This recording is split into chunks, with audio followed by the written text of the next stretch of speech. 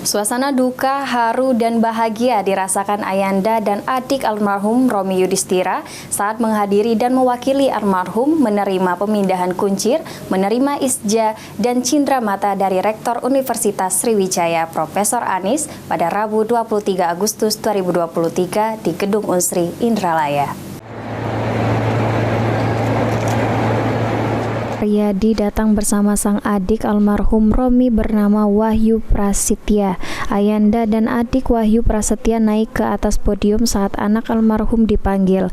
Dengan membawa foto almarhum Romi, sang adik menerima pemindahan kuncir dari Rektor Unsri Anis Segaf dan berfoto bersama di depan ribuan wisuda lain.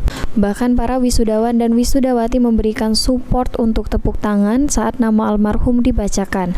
Ayahanda Romi Yudhistira, Lukman Haryadi, mengaku perasaannya bangga atas prestasi yang disandang anak pertamanya, almarhum Romi Yudhistira, karena berprestasi dengan mendapatkan nilai IPK 4 dan status ia dan sang adik almarhum hanya berdua menghadiri dan mewakili hal ini dikarenakan suasana yang masih berduka. Namun menurut Lukman, sebelumnya kejadian musibah ini pihak keluarga memang berencana sekeluarga akan menghadiri wisuda almarhum Romi. Namun Allah berkata lain, Romi dan istri meninggal dunia saat perjalanan dari Banyuasin menuju Unsri Indralaya untuk menghadiri Yudhistium Prodi S2 Pendidikan Jasmani di Gedung FIKP Unsri Indralaya pada pagi Selasa. Saat itu motor almarhum ditabrak truk dan almarhum beserta istri meninggal dunia di TKP. Lukman mengaku almarhum Romi merupakan anak pertama dari 5 saudara. Almarhum sangat rajin dan super dalam bergaul, mempunyai disiplin, namun takdir berkata lain. Menurutnya seperti perkataan orang tua, kalau orang baik akan cepat dipanggil Maha Kuasa Sang Pencipta Allah Subhanahu wa Ta'ala.